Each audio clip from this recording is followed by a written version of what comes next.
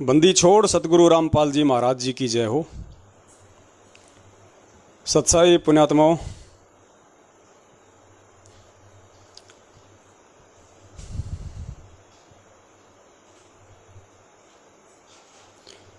सत्साई पुण्यात्माओं,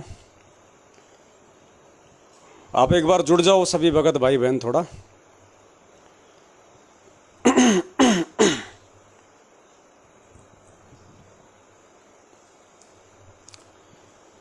एक बार वापस जुड़ जाओ सभी भगत भाई बहन।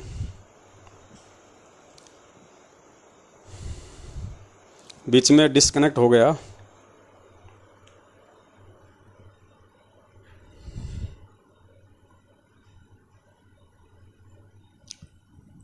पुण्यात्माओं, यही जाल है काल भगवान का,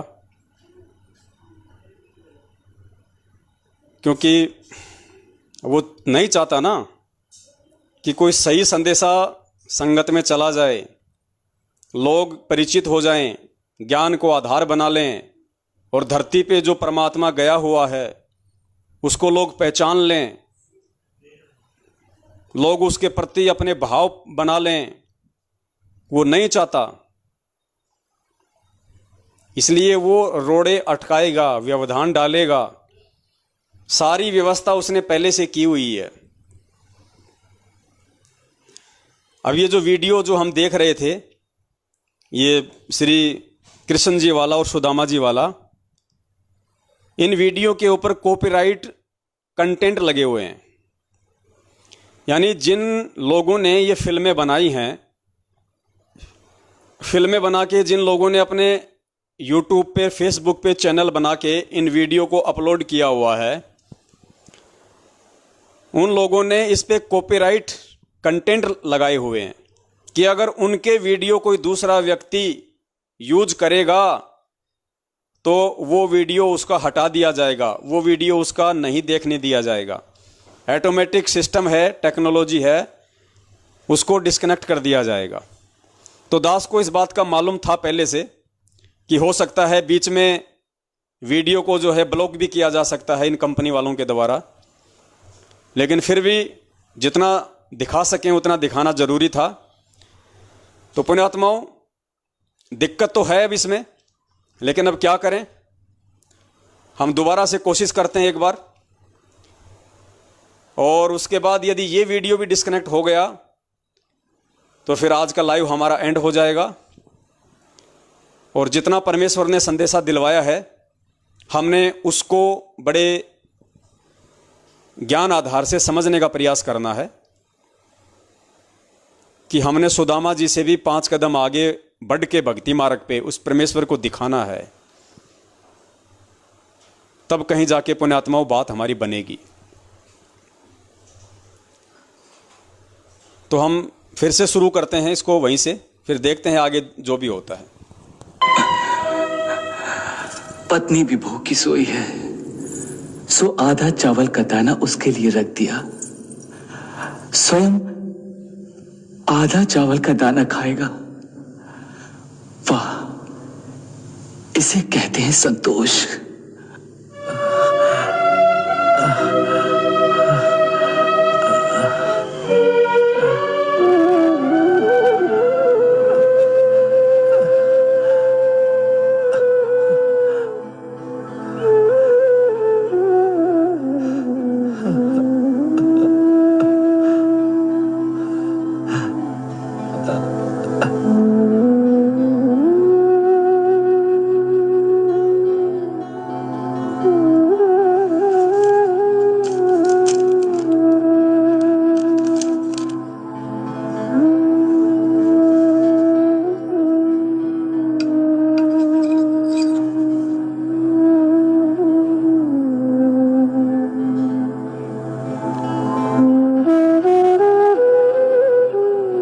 जिनको बाकी चावल का ये दाना अर्पण करने जा रहे हो,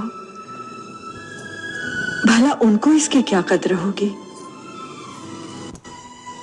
देखो पुण्यात्माओं, यहां पे जैसे ही सुदामा जी ने एक चावल के दाने के 2 टुकड़े किए, एक टुकड़ा अपने धर्मपत्नी के लिए छोड़ दिया, दूसरा टुकड़ा जो उसके लिए था उससे पहले सीधा वो अपने भगवान की मूर्ति के पास गया और आधा टुकड़ा चावल का श्री कृष्ण जी के चरणों में समर्पित करने लगा, उनको भोग लगाने लगा। पीछे से उसकी पत्नी आई और उसने कहा, क्योंकि उसकी पत्नी ज्यादा दुखी थी, उसको इतना विश्वास नहीं था, वो इतनी समर्पित नहीं थी, तो उसने कहा कि जिसको ये आधा टुकड़ा चावल का समर्पित कर रहे हो उसको भला क्या जरूरत है, वो तो महलों में बैठ के आराम कर रहा है, वो तो ऐश कर रहा है, उसे तुम्हारी गरीबी की क्या चिंता, वो कौन सा भूखा है जो तुम उसको भोग लगा रहे हो। अर्थात काल प्रेरणा से भगत को इस प्रकार से रोका जाएगा भक्ति करने से। वो जब अपने भगवान के प्रति 2 कदम आगे बढ़ाएगा तो पीछे से काल प्रेरणा से किसी को भी निमित्त बना के वो काल उसको भक्ति से पीछे हटाने की कोशिश करेगा।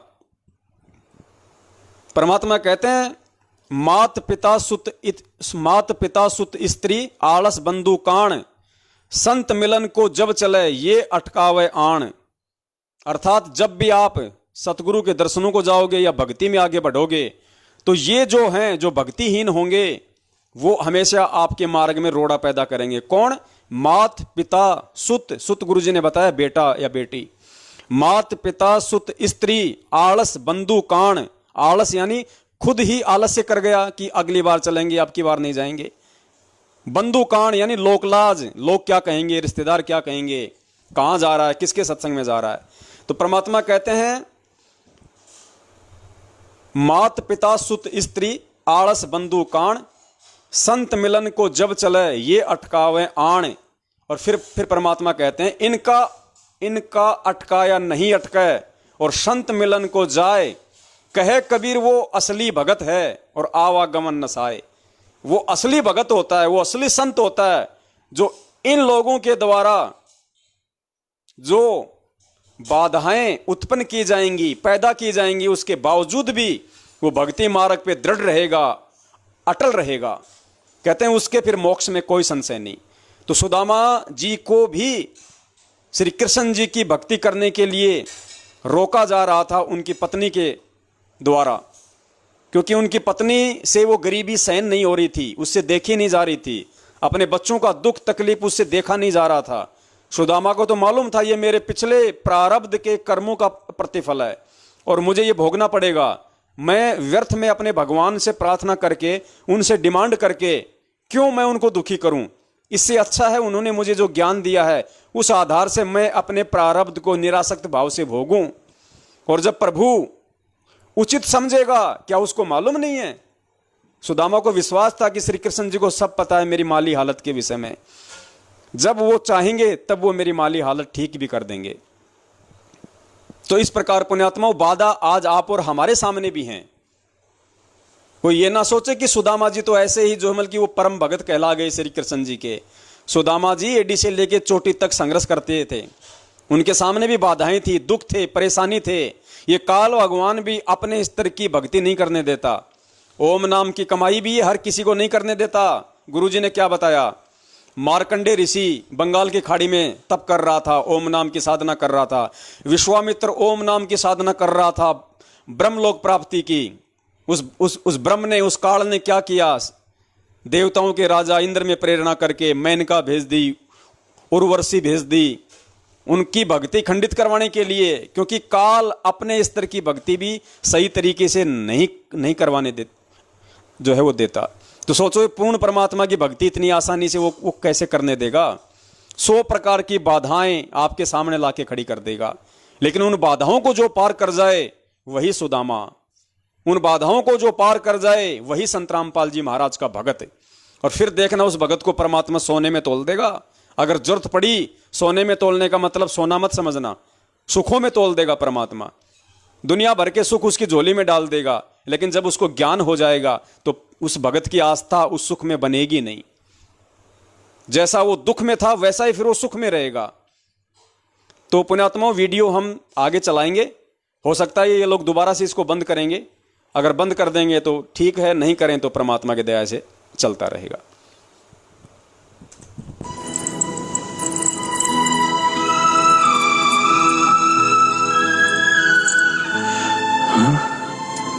उन्हें तो बड़े बड़े मंदिरों में बड़े बड़े सेठ और धनी लोग सोने के बर्तनों में उत्तम से उत्तम 56 भोग खिलाते हैं।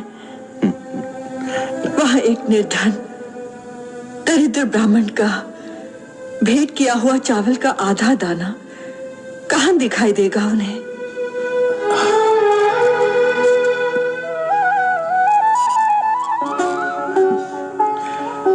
वसुंधरे, प्रभु के समक्ष बड़ी बड़ी वस्तु का अथवा सोने चांदी के बर्तनों का कोई मोल नहीं है। पुण्यात्माओं, ठीक इसी प्रकार इस अंतर्यामी सतगुरुदेव जी के सामने इन मैनेजमेंट वालों का, बड़े बड़े समझे जाने वाले भक्तों का, या जो भगत मूर्खता में ये समझते हैं कि गुरु जी के परिवार वाले तो बहुत ज़्यादा पहुँचे हुए हैं, इस बात से थोड़ा विचार करना कि उस परमेश्वर के लिए इन चीज़ों का कोई मोल नहीं होता है। छोटे का, बड़े का, सीनियर का, जूनियर का, किसी गरीब भगत का, किसी अमीर भगत का कोई मोल नहीं होता उस परमेश्वर के आगे। परमेश्वर देखता है भगत के भाव, भगत की भक्ति, भगत की श्रद्धा, भगत की लगन, भगत का समर्पण भाव, फिर चाहे वो गरीबी में रह के क्यों ना करे।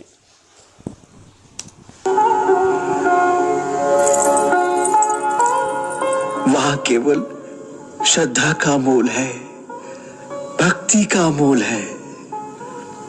उस श्रद्धा और भक्ति को मत खो।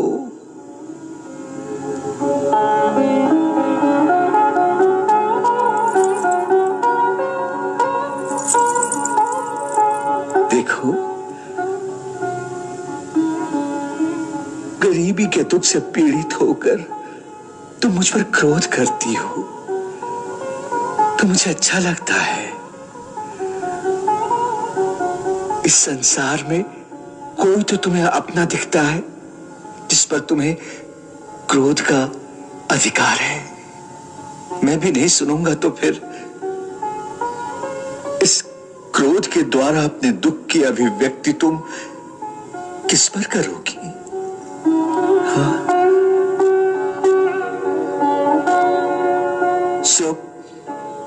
मुझ पर चाहे जितना भी क्रोध कर लो, परंतु अपने अंतर में श्रद्धा और भक्ति का दीपक मत बुझने दो। अपने धर्म का पालन और प्रभु की भक्ति, यही तो वो खजाना है जिसे गरीबी भी नहीं लूट सकती।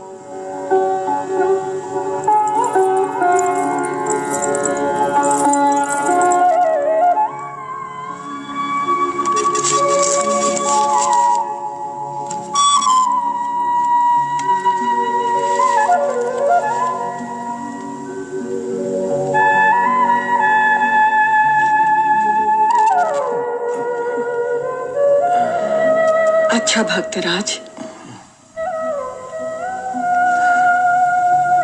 आपकी आज्ञा शिरोधार्य करती हूं, परंतु इतनी बात समझा दीजिए मुझे। क्या? यही कि आपको बाकी चावल का एक दाना मिला, सो आपने ये सोचकर कि वसुंधरा 2 दिन से भूखी होगी, आधा मेरे पास रख दिया। मैंने सोचा इस आधे चावल में इतने सारे काम तो हो ही नहीं सकते, इसलिए इसे उन्हें अर्पण कर दूं जो विश्वात्मा है। कदाचित वो इससे संतुष्ट हो जाएं, तो संसार के सभी प्राणियों की भूख मिट जाए। इसलिए ये उन्हें ही अर्पण करने जा रहा हूं।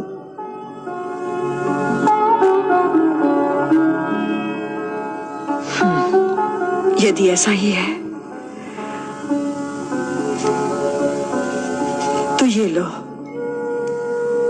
मेरे चावल का आधा दाना भी साथ ही चढ़ा दो।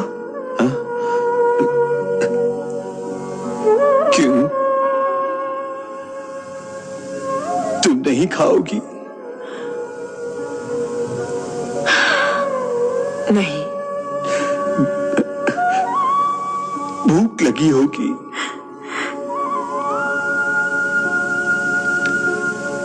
जिसके पति को भूख नहीं लगती, उसकी पत्नी को कैसे भूख लग सकती है? ये चावल भी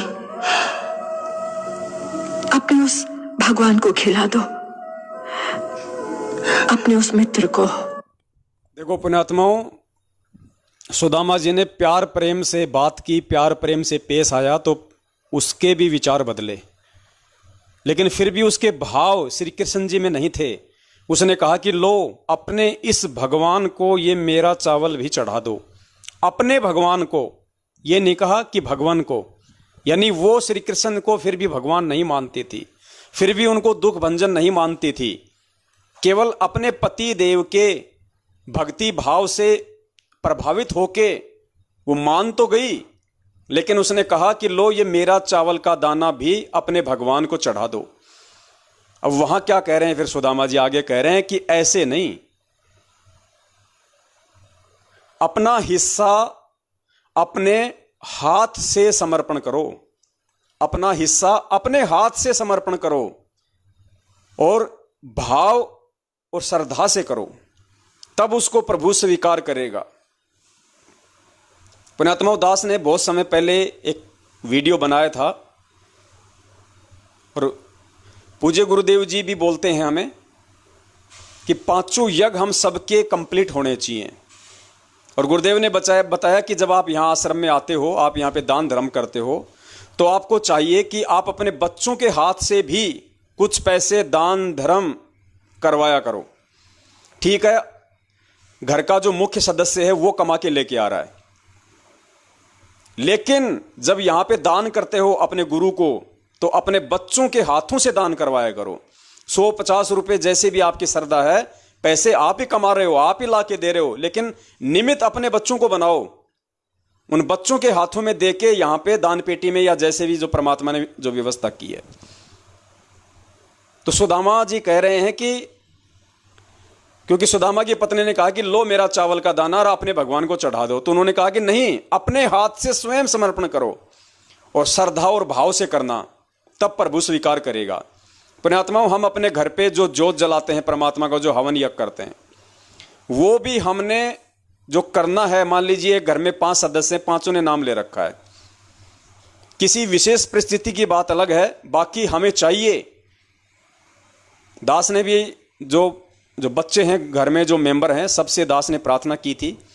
कुछ समय इन्होंने किया, उसके बाद में फिर वो दिमाग से बातें निकल गई इनके। दास भी फिर से मालिक की दया से पूरी कोशिश करेगा, आप भी पूरी कोशिश करें। हवन यज्ञ जो हमारा होता है, हम जो जोत जलाते हैं घर में, अगर बच्चों ने नाम ले रखा है, जितने भी मेंबर हैं, ज्योति तो हमने घर में केवल परमात्मा की एक ही जलानी है, तो हमारे जो बच्चे हैं या जो माता पिता हैं जिन्होंने नाम ले रखा है, उनको भी चाहिए कि आप उनसे भी एक एक चम्मच अपना जो हवन यज्ञ है वो उसमें डालें घी। बच्चे हैं तो बच्चों से भी थोड़ा सा डलवाओ, थोड़ा सा आप डालो। वो डब्बा फिर बच्चे को बुलाओ कि बेटा ले तू डाल इसमें थोड़ा सा, तू अपना मल की हवन यज्ञ कर।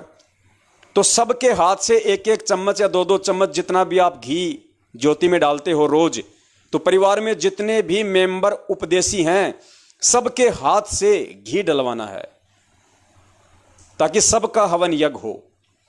तो ये बातें हैं, ये गुरुदेव ने सत्संगों में बोल रखी हैं, फिर भी दास ने थोड़ा सा जिक्र कर दिया, जो भाई बहन नहीं सुन पाए होंगे सत्संग। तो वही बात यहां पे सुदामा जी कह रहे हैं कि अपने हाथों से समर्पण करो। भले ही भिक्षा सुदामा जी मांग के लाए थे, लेकिन जब उस भगवान को समर्पण करने की बात आती है तो वहां पे शुद्ध भाव और अपने हाथों से ही समर्पण करना होता है। उसी का पेट भरने दो।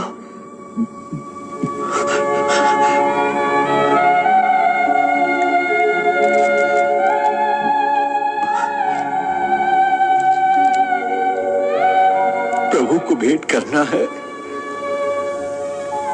तो अपना हिस्सा अपने हाथों से अर्पण करो, परंतु श्रद्धा और भक्ति के साथ।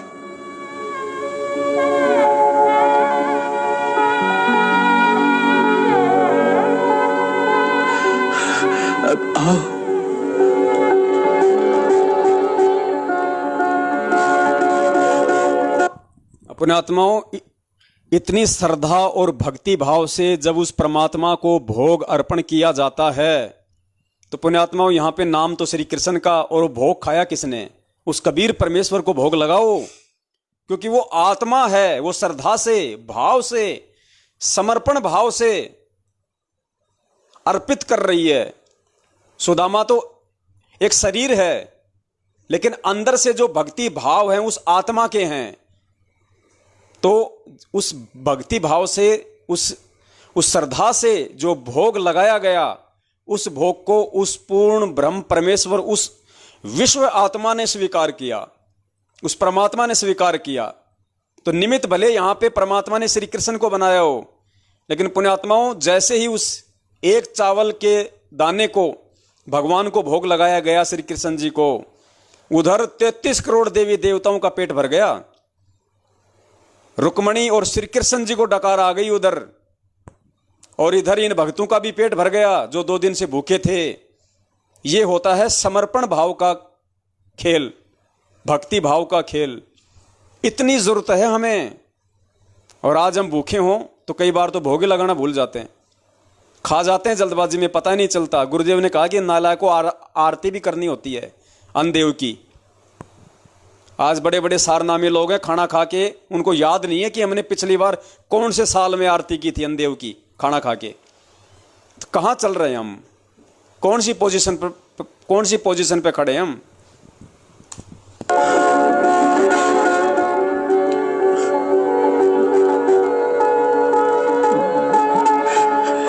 आपकी निश्चल भक्ति में जाने क्या जादू है कि आप पर क्रोध नहीं, दया आने लगती है। श्री कृष्णा,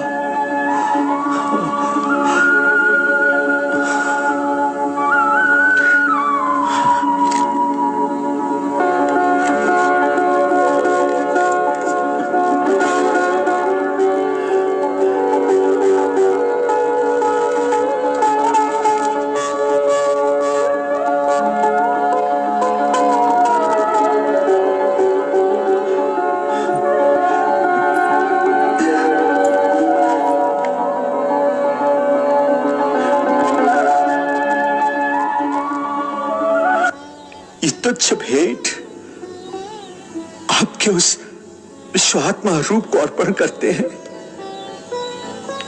इसे स्वीकार करें ताकि समस्त विश्व के प्राणियों की आत्मा तृप्त हो जाए। पुण्यात्माओं, कितना बड़ा रहस्य है ये। सुदामा जी कह रहे हैं कि इस तुच्छ सी भेंट को, मतलब उनको कह रहे हैं कि आप अपने विश्व आत्मा रूप को, मतलब आप इसको स्वीकार करें। हे पूर्ण परमेश्वर, आप इस तुच्छ सी भेंट को स्वीकार करें ताकि समस्त प्राणियों की तृप्ति हो जाए। पुण्यात्माओं, यही भक्ति है। गुरुदेव संध्या आरती में क्या कहते हैं हमें? खंड खंड में आरती गाजे, सकल मई हर ज्योत विराजे। खंड खंड में आरती गाजे। हम जो आरती करते हैं तीनों समय की, सुबह का नित्य नियम, दोपहर की असुर निकंदन रमैणी, शाम की संध्या आरती, ये पूर्ण परमेश्वर की स्तुति है, ये पूर्ण परमेश्वर की भक्ति वाली आरती है। ये सामान्य आरती नहीं है, सामान्य शब्द नहीं है। परमात्मा कहते हैं जब मेरा भगत आरती करता है, चाहे वो मोबाइल से करे, चाहे कान में लीड लगा के करे, चाहे बोल के करे, चाहे वो पुस्तक लेके करे, परमात्मा कहते हैं खंड खंड में आरती गाजे। इस सृष्टि के खंड खंड में वो शब्द गुंजायमान होते हैं। सकलमयी हर ज्योत विराजे, जो हम हवन यज्ञ करते हैं, सकलमयी हर ज्योत विराजे, सारे ब्रह्मांडों में उसका प्रकाश होता है। भक्ति में माहौल बनता है, और ये माहौल बनेगा कब? ये खंड खंड में आरती जाएगी कब? जब हम उस भाव से करेंगे, जब हम उस श्रद्धा से करेंगे, उस समर्पण भाव से करेंगे, उन मर्यादाओं में रहते हुए करेंगे, तब आज जो भक्ति हम कर रहे हैं इसका असर पूरे ब्रह्मांड पे होगा। पूरे देश और दुनिया की परमात्मा छवि बदल के रख देगा, क्योंकि जो भी कुछ यहां परमात्मा जो करेगा भक्ति से ही करेगा। पुण्यात्माओं, हमने कितना आगे बढ़ने की आवश्यकता है, कितना इस भक्ति मार्ग को और पूज्य गुरुदेव जी को समझने की आवश्यकता है। देखना सबका पेट भर जाएगा।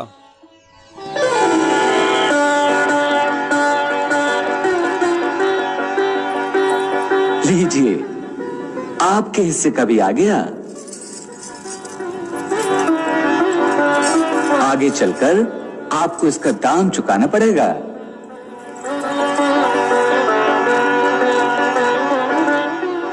अहम विश्वात्मने स्वाहा। इसमें विश्व की समस्त आत्माएं संतुष्ट हों।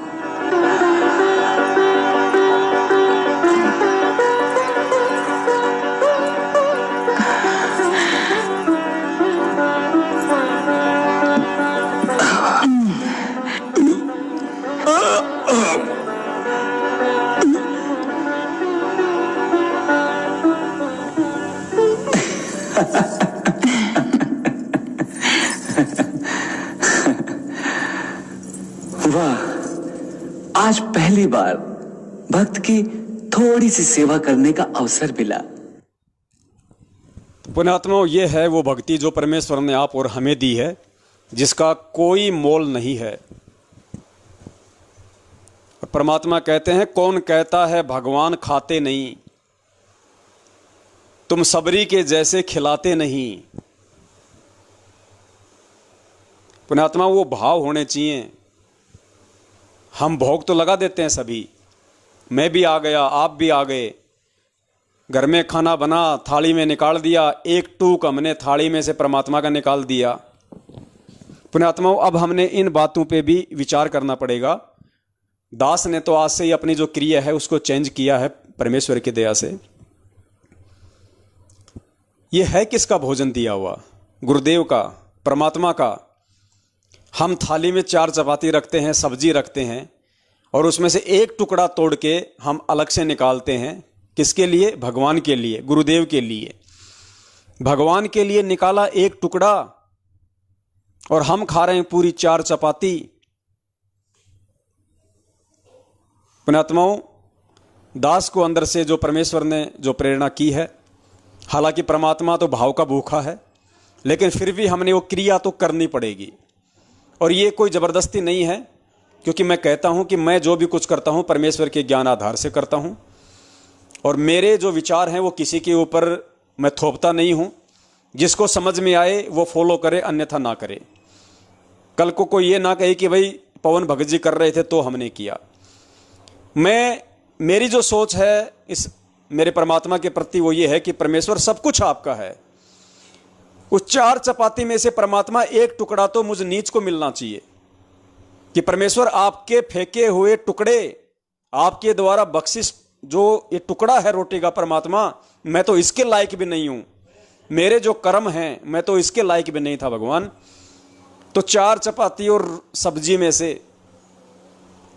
एक टुकड़ा निकाल के हम जो साइड में रखें वो हम अपने लिए रखें, और बाकी जो चपाती जो सब्जी है उसको हम भोग लगाएं हाथ जोड़ के, उसको हम भोग लगाएं। वो 4 चपाती, बची हुई चपाती, पूरी सब्जी जो भी आइटम है, वो एक टुकड़ा केवल अपने लिए निकाल के साइड में रख लो। क्योंकि वो हम उस परमेश्वर के कुत्ते हैं, हम उसके टुकड़ों पे पलने वाले हैं। टुकड़ों पे भगवान नहीं पलता, टुकड़ों पे मालिक का कुत्ता पलता है। तो हम जो रोटी का जो टुकड़ा निकाल रहे हैं वो किसके लिए निकाल रहे हैं? वो तो अपने लिए निकालना चाहिए, क्योंकि हम कुत्ते हैं परमात्मा के। टुकड़े तो कुत्ते खाया करते हैं। तो एक टुकड़ा उस पूरी सामग्री में से अपने लिए निकाल के रखो, बाकी सारा जो बचा हुआ है उसको हाथ जोड़ के, ये परमेश्वर ये सब कुछ आपका है परमात्मा। फिर हम छोटी अन्नदेव की आरती करें, परमेश्वर को समर्पित करें वो पूरा भोजन, एक टुकड़ा अपना निकाल के सारा भोजन परमेश्वर को समर्पित करें, अन्नदेव की छोटी आरती करें। और उसके बाद सबसे पहले हम वो छोटा टुकड़ा जो अपने लिए निकाला है वो खाएं, और उसके बाद फिर आरती बोल के, और उसके बाद फिर हम वो भोजन खाएं जो हमने परमेश्वर को भोग लगाया हुआ है। वो सारा का सारा भोजन जो हमने परमेश्वर को भोग अर्पित किया हुआ है, फिर हम वो खाएं। तो सोचिए, एक तो आपने परमात्मा को इतना सा भोग लगाया, और हम फिर बाद में कहते हैं पाया प्रसाद मन भया थीर, रक्षा करे सतगुरु रूप में सत। आज तो यार बंद हो रहा है।